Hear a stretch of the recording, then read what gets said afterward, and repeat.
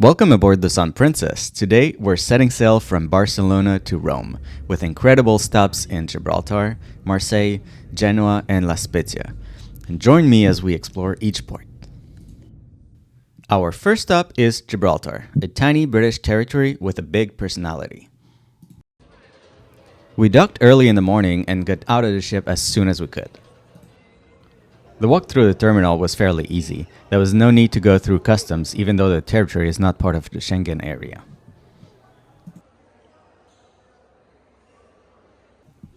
We decided to walk to the city, which takes about 15 minutes. That's what most people do, and it's a straightforward walk, and it's pretty well indicated.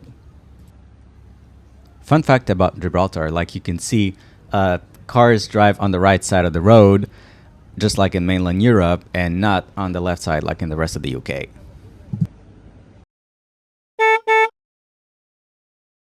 The main attraction is definitely the Rock of Gibraltar, where you can go up using a cable car. I suggest to arrive early. As you can see, the line was really long, and that was like an hour after it opened. There are two types of tickets. There's one that's just the cable car, and there's one that also includes the park that's on top of the rock. I had already been there, and we wanted to spare some time to tour the city, so we only got the cable car ticket.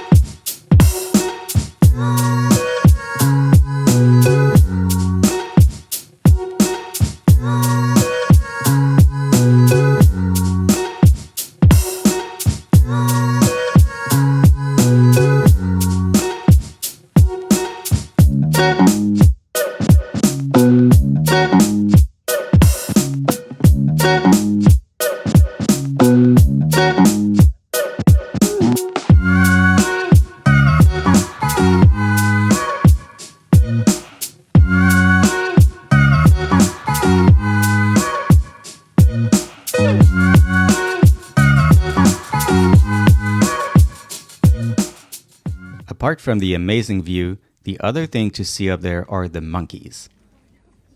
As all the signs say, do not bring food because they will jump on you and snatch it from you.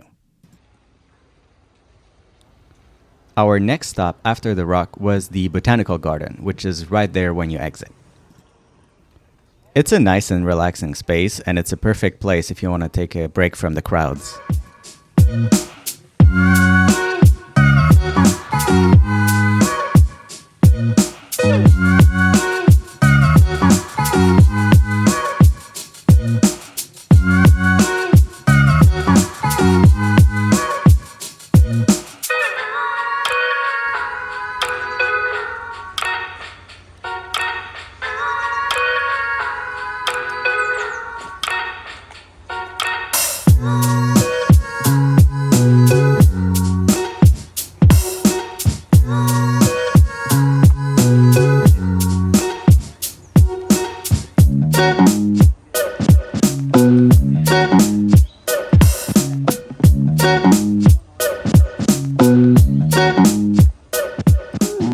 Then we made our way back to the main commercial street. There's no lack of small shops, cafes, and pubs, and you can hear the very unique Spanglish that is spoken there, which is a mix of Spain, Spanish, and British English. It's very different from what we hear in North America.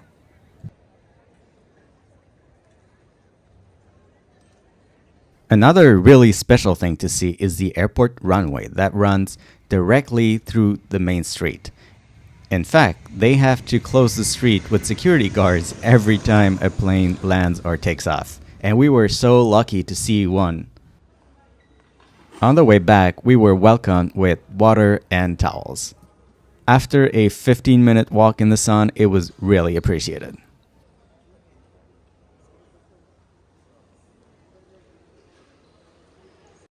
Finally, leaving the city, we had incredible views of the rock. I was really hoping we could get a glimpse of Africa, but unfortunately, the ship didn't get close enough. Next up, Marseille in France. We docked in the industrial port, which is a little bit further away from the city. The entrance is controlled, so we couldn't get an Uber, we had to get a regular taxi.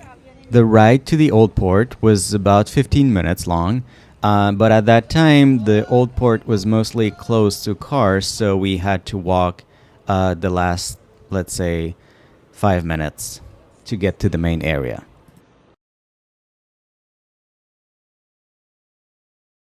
Our first stop was a tour of the Calanque, which we bought online for 27 euros per person.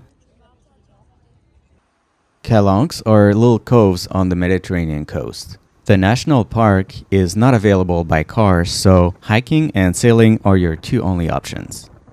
There are plenty of tours available, and some of them even let you swim in the water.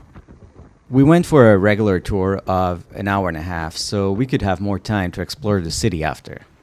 The views on the tour are great, whether the coves on the way there and the city on the way back. The ride can be rough, so just keep that in mind and prepare for it if you need to.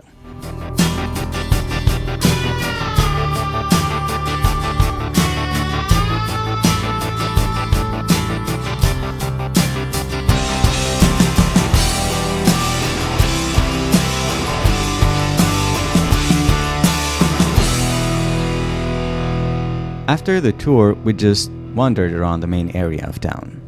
The city may have a bad reputation, but it felt very safe around the main commercial street. We decided to stop and have a cliché, stereotypical French breakfast at a little cafe. Genoa was our third stop. We docked pretty close to the town center.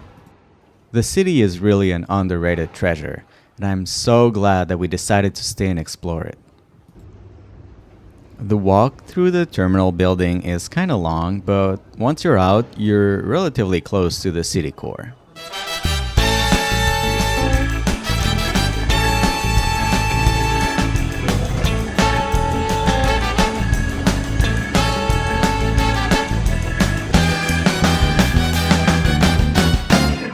We decided to walk to the town center.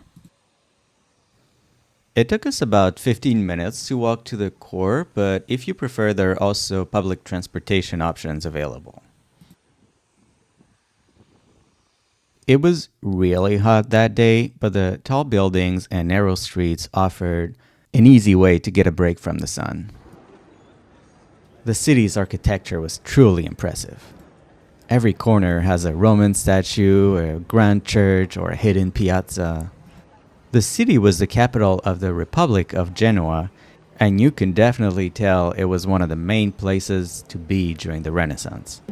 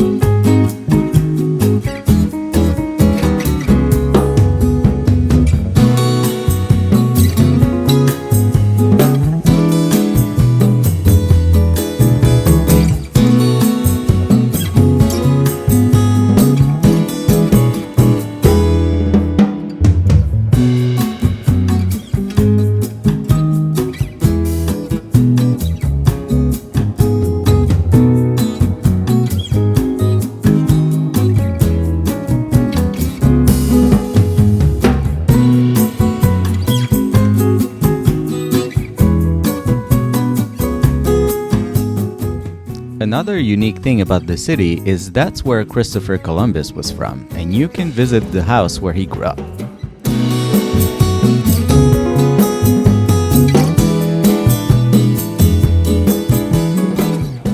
Food-wise, the region is not only known for its Genoa salami, but it's also known for its pesto, so I had to try it. We had planned to go to a specific restaurant, but our plan A, B, and C ended up being closed for the August holidays. We ended up going into a random local spot that had a funny view of the kitchen, and the food was amazing.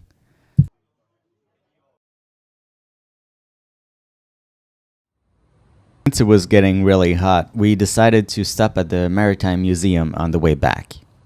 The museum is located halfway between the city center and the cruise port, and it tells the tale of the city and the republic of the same name, but it also tells about how maritime life and commerce evolved. It also has a section that tells the story of people who left the area en masse in the 1800s. I really recommend it, and the rooftop view is hard to beat.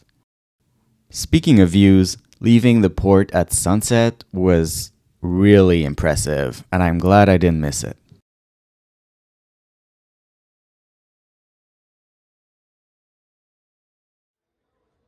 Our last port of call was La Spezia, which is a smaller city not too far from Genoa.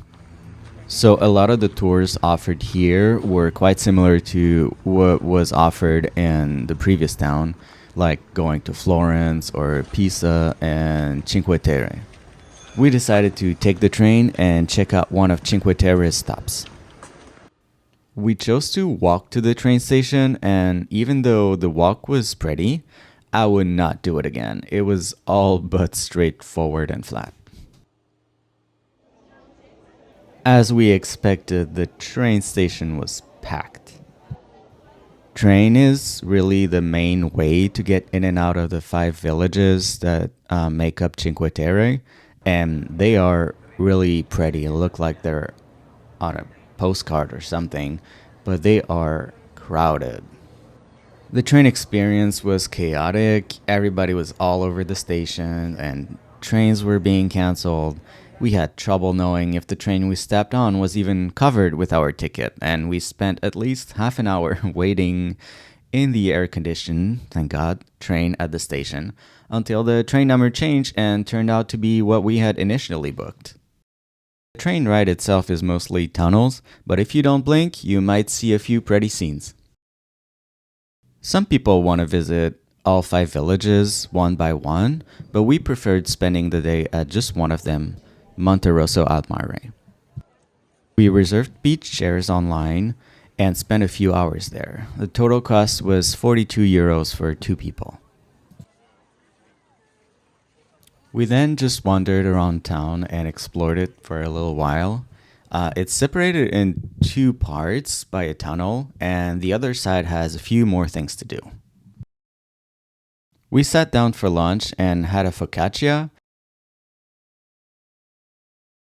Then we went to a different spot and enjoyed a gelato. The ride back also ended up being quite chaotic. We received an email saying our train was canceled, and we had to go to customer service to figure it out. So we took an earlier train than we thought and just took our time to walk back to the ship.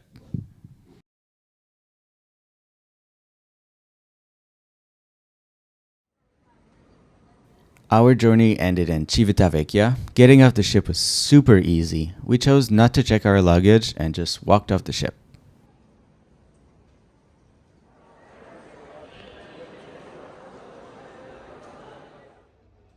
We took a city bus from the terminal to the train station. The cost was 6 euros per person, which we paid on the bus.